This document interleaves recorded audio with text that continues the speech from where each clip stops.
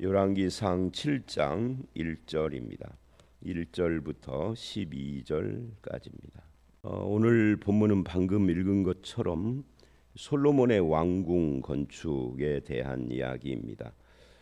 이 왕궁 건축과 성전 건축이 바로 이어지고 있다라는 것을 우리가 이 본문을 통해서 알 수가 있죠.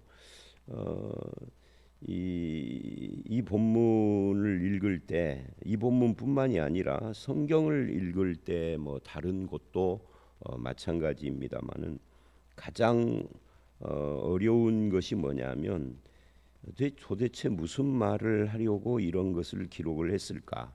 읽는 우리 입장에서는 좀 쓸데없는 것까지 기록된 것들이 참 많아요. 뭐 예를 들면 이 본문에서 윤리적으로 어떻게 우리는 무엇을 해야 하는지 또는 말아야 하는지라든지 영적으로 이 본문이 뭐 하나님께서 우리에게 주시는 은혜가 무엇인지 이런 것들이 뚜렷하게 기록되어 있는 그런 본문 같으면 어렵지가 않은데 오늘 말씀 같은 경우에는 그냥 건축했다 하는 이야기 이외에는 다른 것이 없거든요. 그래서 읽는 우리 입장에서는 너무 지나치게 자세하게 필요 없는 것을 기록한 것처럼 느껴요. 도대체 100규빗은 뭐고 50규빗은 뭐고 그것이 우리에게 무슨 의미가 있겠어요? 그냥 길이를 나타내는 것일 뿐이죠. 근데 이제 그렇게 이 본문을 읽으면 그야말로 이 본문뿐만 아니라 성경 전체에 한 반 정도는 드러내야 할지도 모릅니다. 그런데 우리는 이 성경을 읽을 때 어떤 것을 생각을 가장 먼저 해야 하느냐 하면은 이 기록자, 즉 기록자가 이것을 기록한 어떤 사람이죠. 열왕기 상하는 예레미야가 기록을 했다 이렇게 말도 하고 기록자를 모른다라고도 하고 학자들이 의견이 다르기는 한데 기록자가 그리고 기록자의 배후에는 누가 있느냐면 저자가 있죠. 그게 성령님입니다. 그래서 우리가 기록자와 저자를 나누어서 말하기도 하고 그걸 민감하게 나누지 않고 그냥 저자라고 하기도 하는데 이제 굳이 말하면 참된 저자는 성령이죠. 왜냐하면 성령이 감동을 해서 기록을 한 거니까 기록자는 그 감동 받아서 기록을 한 거죠. 그러니까 이 기록자가 초점을 맞추고 강조하려는 것이 있을 것이라는 거죠. 아무리 우리가 읽기에 뭐 나오고 별 상관이 없어 보이는 그런 것이라 할지라도 그게 무엇이냐 이거를 우리가 좀 생각을 해야 할 필요가 있는 겁니다. 어떤 분들은 1절을 보면 이제 이거는 제가 최근에 여러 번 말을 했던 것인데 성전 건축은 7년이 걸렸는데 어제 말씀 38절에 솔로몬이 7년 동안 성전을 건축했다고 바로 이어서 오늘 말씀에 자기 왕궁을 13년 동안 건축했다 이렇게 표현을 하기 때문에 이게 바로 솔로몬이 타락한 거다. 하나님의 집은 빨리 건축을 하고 자기 집은 오래 더 잘 지었다. 이렇게 이제 이야기를 하기도 합니다. 그러나 그렇게 보는 것은 상식적이지가 않죠. 왜냐하면 성전이라는 것은 구조가 그렇게 복잡하지 않아요. 예배당도 구조가 복잡하지 않죠. 제가 그 이야기 지난번 그 구약 관통할 때 그 이야기를 했었었는데 우리 교회를 이 예배당 여기를 지을 때 그 회사가 잘 튼튼하게 잘 지었어요. 물론 이제 세월이 좀 지나니까 여기저기 새는 데는 이건 뭐 어쩔 수가 없는 것인데 그래서 이 교육관도 거기에 맡기게 됐잖아요. 그래서 제가 그 사장을 만나서 어느 교회 안수 집사고 그러니까 좀 깎아달라 뭐 이렇게 다 받냐 라고 했더니 뭐 깎아주면은 한 1,000만 원이나 깎아주지 그 이상 안 된다고 그러더라고요. 그래서 왜 안 되느냐 했더니 자세히 설명을 하는데 그 요지가 뭐냐면 아파트를 짓거나 다른 데를 지을 때와 교회당을 지을 때가 차이가 있다 그래요. 교회당이라는 것은 교육관도 마찬가지고 뻥 뚫린 공간들이 대부분이라는 거죠. 뭐 화장실이나 이런 게 있기는 있으나 그까짓 것은 뭐 그렇게 복잡한 것도 아니고, 그러나 아파트라든지 다른 건물들은 그 복잡하게 안에 구조도 다르고 들어가는 것들이 많은데, 예배당은 그게 없다는 거예요. 우리 보는 것처럼 뻥 뚫려 있는 거잖아요. 그러니까 초점이 뭐냐면, 그러니까 이익 남길 것이 없다는 거죠. 있기는 있으나 많지 않다. 다른 아파트 같은 다른 건물을 지을 때보다, 그렇다고 하면서 이야기를 하는데 더 이상 뭐 깎아달라고 말을 못 하겠더라고요. 제가 잘 모르니까. 그랬던 기억이 나요. 근데 성전하고 궁전하고는 어디가 훨씬 더 복잡하냐면 궁전이 훨씬 복잡하죠. 사람들이 살아야 되니까. 그 뒤에 나중에 보면은 이 왕궁이 그냥 단순히 집무실하고 살림집 이렇게 있는 게 아니라, 왕이 집무하는 곳, 살림집, 왕비가 거하는 곳, 또 누가 거하는 곳 해서 여러 개가 있다라는 이야기가 나와요. 그러니까 이게 훨씬 더 복잡한 거죠. 건축물도 여러 개고, 성전은 그냥 건축물이 하나일 뿐이잖아요. 그러니까 배로 걸린 거예요. 그래서 이거 7년과 13년이라고 하는 것은 그렇게 큰 뭐 솔로몬이 잘못했다라고까지 말하기에는 조금 좀 그렇죠. 그래서 성전의 그 구조가 단순해서 칸이 많이 나눠지지 않고 그냥 박스처럼 되어져 있고 가운데 휘장 하나 달랑 쳐 있는 거니까, 물론 성전 주변에 돌아가면서 낭실이라는 것이 있다는, 이 낭실이라는 것은 뭐 다락방이나 골방이나 이런 것이어서 그것도 비교적 단순한 구조이죠.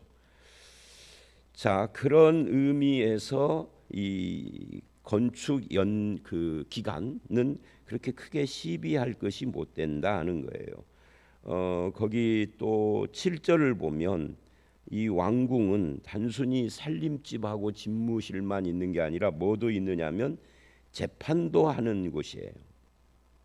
재판도 하고 업무도 보고, 왕과 왕비의 집 이외에도 후궁들이 있어서 후궁이 있다면은 후궁들마다 집을 다 한 채씩 있어야 되고, 뭐 내시나 궁녀들이나 또는 뭐 오늘 현대로 말하면 장관들이나 이런 사람들이 있다면 각각의 집무실도 또 다 따로 있어야 되고, 그러니까 규모가 클 수밖에 없죠.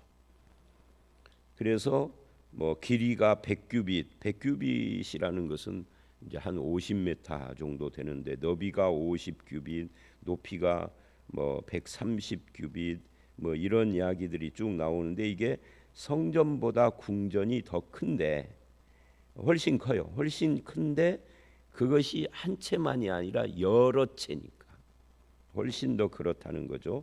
또 2절, 3절, 7절 이런 데를 보면 백향목, 이 백향목이라는 것이 고급 재료죠로 지어진 것과, 또 9절로 12절을 보면 다듬은 돌로 지어진 것, 이것도 백향목, 하나님의 전보다 자기 집은 백향목으로 짓고 뭐 고급 재료로 지었다, 다듬은 돌로 지었다, 뭐 이런 표현들을 꼬투리 잡는 그런 경우도 제가 설교를 들어봤는데, 그것도 그렇게 중요한 문제라고 보기에는 어려워요. 왜냐하면 성전을 지을 때 하나님께서 특별히 명령하신 것이 있기 때문에, 그래서 이런 것은 차이가 있을 뿐이다라고 할 수가 있는 겁니다.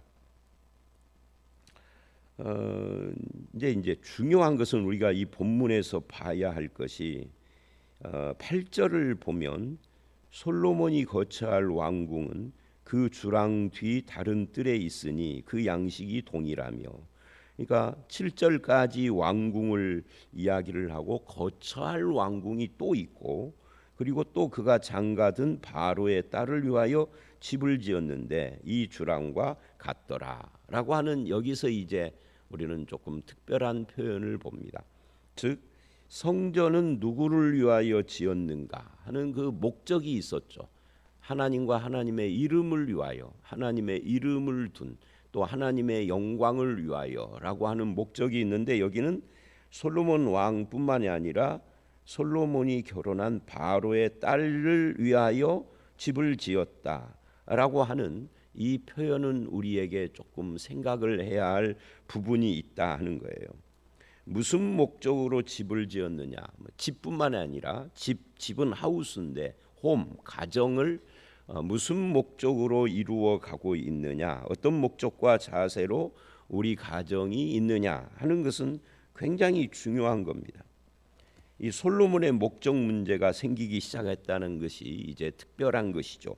원래는 바로의 딸과 결혼을 하면은 안 되는 거예요. 이 바로의 딸과 결혼한 것은 정략 결혼이죠. 그래서 이 국가 간 평화를 위하여서 정략 결혼을 했는데 성경은 그것을 금했어요. 그 바로라는 것이 애굽이잖아요. 이스라엘은 애굽에서 출애굽을 함으로써 민족이 생기고 국가가 생긴 건데, 지금 출애굽을 한 지 한 500년쯤 된 지금 시점에서 그 애굽의 왕의 딸과 결혼했다는 것은 상당히 좀 문제가 있는 것이죠. 결혼은 아무렇게나 하면은 안 되고 정략으로 해도 안 돼요. 솔로몬 시대에 전쟁이 없고 평화가 있었습니다. 그러나 솔로몬이 죽고 난 뒤에 이스라엘에는 그런 평화가 없어졌어요. 그러니까 일시적인 평화인 거죠. 결혼이 인생에 미치는 영향이 엄청 크다라는 것을 우리가 이 본문을 통하여서 깨닫게 됩니다. 결혼이 복되면 인생 전체가 복된 길로 가고, 반대로 결혼이 복되지 못하면 그러면 인생 전체가 어그러지는 경우가 굉장히 많습니다.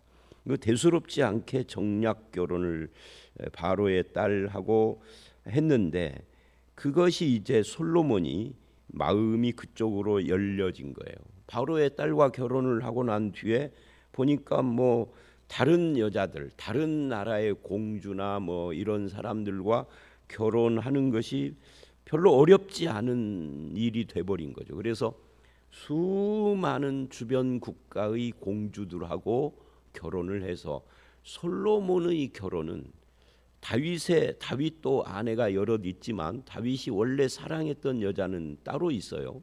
그리고 다윗이 만난 것을 보면은 어떤 정략적인 의미의 결혼은 사울의 딸 미갈 외에는 없었습니다. 그것도 사울이 막 시키려고 해서 그렇게 된 것인데, 솔로몬은 반대로 솔로몬은 누구를 사랑해서 결혼한 것이 이 열왕기에는 안 나와요. 물론 이제 아가서에 보면 술람미가 나오는데, 이 술람미라고 하는 여자와 아가서에 대해서는 여러 가지 뭐 논란과 뭐 여러 가지 이 말을 할 수가 있어서 그거는 빼고, 하여튼 그러니까 솔로몬은 거의 다 정략 결혼을 했는데, 이 정략 결혼을 한 여자들이 전부 다 우상 숭배하는 나라에서 우상을 가지고 솔로몬에게 온 거예요. 그래서 이것이 솔로몬이 타락하게 된 원인이 된 거죠. 그래서 솔로몬은 하나님께 듣는 마음을 잃어버리기 시작을 한 겁니다. 그게 이제 10장 11장에 그 잃어버린 하나님께 듣는 마음이 막힌 솔로몬의 모습이 보여지고, 그러니까 하나님의 말씀을 안 들으니까 다른 말, 우상 숭배를 하는 부인이 된 여자들이 어마어마하게 많아서 1000명씩이나 되니까 어마어마하게 많아서 솔로몬이 흔들리기 시작을 하는 거죠. 그래서 이 8절 말씀이 굉장히 중요하다. 무엇을 위하여 가정을 꾸리고 결혼을 하고 집을 세웠느냐 하는 거예요. 그런데 우리는 이 시점에서 무엇을 봐야 하느냐면, 전에도 말씀드린 바가 있는 것처럼 신명기 17장 16절로 20절을 보면 하나님께서 율법 속에서 이미 명령을 해놨어요. 그때는 왕국이 아니었죠. 왕이 없던 시대로 모세 시대인데, 왕을 세울 때 절대 이 왕이 하지 말아야 할 것과 해야 할 것을 말씀을 해 놓으셨는데 하지 말아야 될 것이 뭐냐라고 할 때 이런 이야기를 해요. 병마. 이 병마라는 것은 병은 이제 군이고 마는 말이잖아요. 그러니까 요즘으로 말하면 군사력입니다. 군사력을 키우기 위하여서 말을 많이 둔다든지 그 말을 사려고 애굽으로 간다든지 이런 것도 하지 말아야 되고, 그 다음에 아내에 대해서, 이 아내가 외교력이죠. 이 아내를 이방 여자들, 이방 이제 솔로몬처럼 정략 결혼으로 그렇게 하는 것, 그거를 금하고 하지 말아야 되고, 그다음에 은금을 모으는 것, 경제력, 그러니까 군사력, 외교력, 경제력 이런 것을 많이 가지려고 하지 말아야 된다. 왜? 이 솔로몬의 나라 이스라엘이죠. 이스라엘은 신정 국가입니다. 신정이라는 것은 하나님이 다스리시는 국가예요. 왕을 비록 세웠지만 왕도 하나님의 뜻에 순종을 하고 믿음으로 다스려야 하는 것이죠. 그래서 군사력이나 외교력이나 경제력으로 좌우되고 세워지고 보존되는 나라가 아니다. 하나님께서 평화를 주시는 것이고 이 나라를 유지 보존한다. 그것을 믿어야 되는데 그것을 믿지 못해서 군사력, 외교력, 경제력을 가지고 무엇을 하려고 이방 나라의 말, 즉 탱크를 조달하고 아내, 이게 외교죠를 데리고 오고 이렇게 하지 말아라라는 이야기예요. 그걸 신명기에서 분명히 해놨어요. 그리고 솔로몬이 왕이 될 때 다윗을 통하여서 너는 하나님 앞에서 대장부가 되라. 대장부가 되는 것은 뭐였죠? 대장부가 되는 여러 가지 방법이 있겠지만 가장 중요한 것은 하나님의 율법의 말씀을 늘 순종하고 따르고 행하는 거라고 그랬어요. 근데 그 하나님의 율법의 말씀 중에 왕에게 준 말씀이 길지도 않아. 몇 절밖에 안 돼. 신명기 17장 16절로 20절. 딱 3절이에요. 그런데 그거를 모를 리가 없는데 그것을 믿기에는 불안하잖아. 그 하나님의 말씀을 나는 믿어. 그래서 결혼도 사랑하는 여자하고 하고 병마를 위하여 애굽으로 가지 않고 뭐 이렇게 하겠다 그러면은 불안한 거죠. 하나님 보이지도 하나님 어떻게 그 하나님만 믿고 그럴 수 있어라고 한단 말이에요. 안 믿는 나라는 그렇죠. 근데 신정 국가는 말 그대로 하나님이 통치하는 것을 믿는 것이 신앙인데 구약 시대에는 그거를 못 믿고 불안해서 반대로 한다라는 것은 이거 자체가 타락입니다. 그러니까 성경 건축과 왕국 건축의 그 기간은 별 문제가 없어요. 바로 이런 부분, 누구를 위하여 이 왕궁을 지었느냐 하는 이 부분이 사실은 우리에게 영적인 의미, 신앙적인 의미를 준다 하는 거예요. 다윗은 평생 하나님이 나의 그 반석이시고 피난처가 되신다. 나의 뿔이신 하나님, 나의 힘이 되신 여호와여라고 하는 고백을 놓지 않고 살았지만 솔로몬은 그것이 없는 거예요. 솔로몬의 신앙 고백이 이제 나중에 8, 9장에서 성전 봉헌을 할 때는 그 신앙이 분명하지만 성전 봉헌 이후 9, 10장에서는 그런 모습이 안 보이는 거죠. 그래서 왕이 하지 말아야 될 것들을 쭉 신명기에서 말을 하고 왕이 해야 할 것이 뭐냐도 거기서 말을 해요. 그 짧은 3절 중에 왕이 해야 할 것이 뭐예요? 딱 하나예요. 율법의 책을 평생 옆에 두고 배우고 행하는 그런 삶을 살아야 된다. 그러면 어떤 일이 일어나느냐 할 때 그러면 교만하지 않고 좌우로 치우치지 않으며 왕권이죠. 이 왕위가 장구하리라. 오래 갈 것이다. 하나님이 분명히 해놨는데 아까도 제가 말씀드린 거 반복입니다. 그 하나님과 하나님의 말씀만 믿기에는 불안하잖아요. 그러니까 그렇게 않는 거죠. 다윗은 그렇게 했고. 근데 이것이 솔로몬만 그러느냐 할 때 우리도 마찬가지죠. 하나님의 뜻과 원리대로 인생을 살거나 또는 목사 같은 경우에 목회를 그렇게 하면은 그러면 망할 것 같잖아요. 안 될 것 같고 망할 것 같고. 그래서 인간적인 여러 가지 수단 방법을 끌어내고 만들고 그렇게 하는 겁니다. 제가 얼마 전에 언제 전에 말해놓고는 잘 모르니까 기간을 언제 했는지는 모르지만 우리 교회가 한참 막 조그마한 교회에서 막 부흥을 해서 뭐 100명 되고 200명 되고 그럴 때 어떤 분이 저를 찾아와서 이제 목사님의 사람을 만드셔야 합니다. 찾아왔어요. 근데 내가 목사님의 사람이 되어줄 사람들을 모아놨대. 얼마나 유혹이 돼요. 밥 사주면서 그렇게 말을 하는데 그것도 나보다 한 10살, 열 몇 살 많으신 분이 그때는 제가 젊었잖아요. 40대 후반, 50대 초반 그러는데 찾아와서 그러는데 이런 일이 누구에게라도 있는 거죠. 그때 하나님을 의지해야 하는 거예요. 그럴 때 하나님의 말씀을 붙잡아야 됩니다. 이게 솔로몬만이 아니라 목사도 그리고 여러분도 내가 사업을 해. 거기에도 하나님의 뜻이 무엇이냐 하는 것이 있어야 된다고요.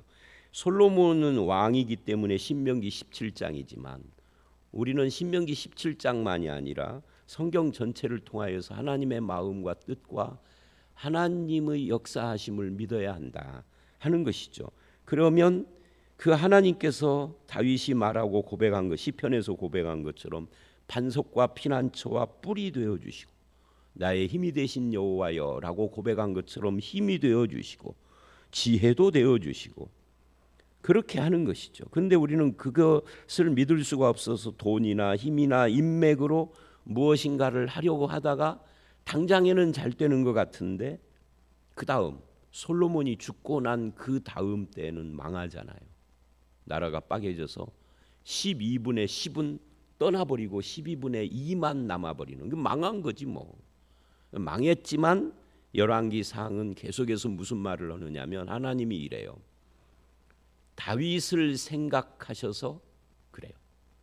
다윗과 한 약속을 생각하셔서 이 12분의 이 둘만 열이 떠나버리고 둘만 남은 이 유다를 끝까지 지켜주신 거죠. 그러다가 이 유다마저 이제 타락을 해서 한 200년 후에 타락을 해서 완전히 하나님을 떠나 바알 숭배, 우상 숭배, 영적 간음에 빠져서 헤어나오지 못하니까 징계를 하되 아주 버리지 않고 70년 만에 돌아오게 하는 것도 다윗을 생각하셔서라고 그래요.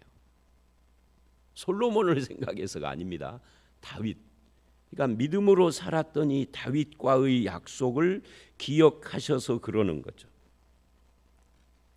그런 의미에서 우리가 이런 이 본문을 우리가 좀 봐야 할 필요가 있고요. 그 다음에 마지막 또 하나, 특히 이 본문은 6장의 성전 건축과 내일 말씀인 13절로 51절에 성전 건축 기사가 또 나옵니다. 그러니까 성전 건축 끝내고 왕궁 건축 이렇게 가버린 게 아니라 성전 건축과 성전 건축 이야기 사이에 왕궁 건축인 오늘 본문 1절로 12절을 배치함으로써 이 왕궁 건축이 성전 건축에 종속된 것이다. 하나님의 뜻을 따라 성전을 건축한 솔로몬에게 주신 하나님의 복으로 묘사를 하고 있는 것 같은 그런 이 배치를 하고 있다는 거예요. 오늘 우리도 중요한 것은 하나님이 거하실 성전으로 지어지는 것이죠. 그래서 성전과 성전 사이에 왕궁을 둠으로써 사실은 성전이 훨씬 더 중요하게 강조되고 있어요. 그래서 에베소서 2장 19절로 22절을 보면 우리를 가르쳐서 너희도 하나님의 처소다 이렇게 이야기를 하죠. 하나님의 처소가 건물만 있는 것이 아니다. 외적인 화려함과 고급스러운 재료로 지어진 왕궁, 그게 중요한 것이 아니라, 그런 어떤 물질적인 것이 아니라 하늘의 신령한 복을 주신 하나님의 백성 자체가 하나님의 처소다라고 그렇게 말을 하고 있다. 그래서 이제 결론입니다. 오늘 본문을 통하여서 하나님이 우리가 하나님의 처소이고 성전과 성전 사이의 왕궁, 지리적인 사이를 말하는 게 아닙니다. 기록을 말하는 거예요. 성전 건축을 기록을 하고 또 성전 건축으로 이제 7장 13절서부터 9장까지 쭉 이어지는데, 그 사이에 살짝 12절 왕궁 건축을 끼워 놓고 사실은 솔로몬의 생애와 열왕기는 성전을 강조하고 있다. 근데 그 성전이 신약에 와서는 우리다 하는 이야기예요. 그래서 우리는 하나님을 믿는 자여야 한다. 하나님을 믿는다는 것은 하나님의 율법의 말씀을 순종하는 거예요. 거기에 해야 할 것과 하지 말아야 될 것을 분명히 이야기를 해놨는데 우리는 그것을 그대로 따르기에 불안하니까 안 믿는 거죠. 안 믿어서 잘 되는 것 같으나 후대에 가면은 완전히 달라지는 이 솔로몬을 보면서 도전을 받습니다. 저와 여러분이 하나님의 성전으로서 하나님의 뜻을 따라 순종하고 모래 위가 아닌 반석 같은 말씀 위에 집을 짓는 그런 저와 여러분의 삶이 되시기를 주의 이름으로 축원합니다. 함께 기도하겠습니다. 하나님 아버지, 솔로몬의 왕궁 건축을 통하여서 이 왕궁 건축을 하는 목적이 어디에 있는지, 무엇을 위하여 가정을 이루고 집을 짓고 있는지를 우리가 살펴봤습니다. 아버지 하나님, 가정의 주인이요 나라의 왕이신 참된 왕 하나님이 다스리시는 이 나라가 하나님의 뜻을 따라서 이루어져야 할 텐데 그 목적이 달라지고 있음도 우리가 이 말씀을 통하여서 봅니다. 주님, 왕이 해야 할 일과 하지 말아야 될 일을 분명히 말을 하셨지만, 그러나 그것을 따라 살지 못하고 믿음으로 살지 못하는 솔로몬처럼 우리도 혹시 우리의 삶의 주관자 되시고 우리의 구세주 되신 주의 뜻을 살피기보다는 세상과 사람의 뜻과 사람의 여러 가지 지혜를 가지고 인생의 보장을 받으려고 하지는 않는지 자신을 살피게 하시고 믿음으로 설 수 있도록 우리를 붙잡아 주시옵소서. 내가 하나님의 처소요 하나님의 말씀으로 지어진 그런 삶이어야 한다라는 것이 변치 않는 우리의 믿음 되기를 간절히 바라옵고 예수님 이름으로 기도드려 싸움나이다. 아멘.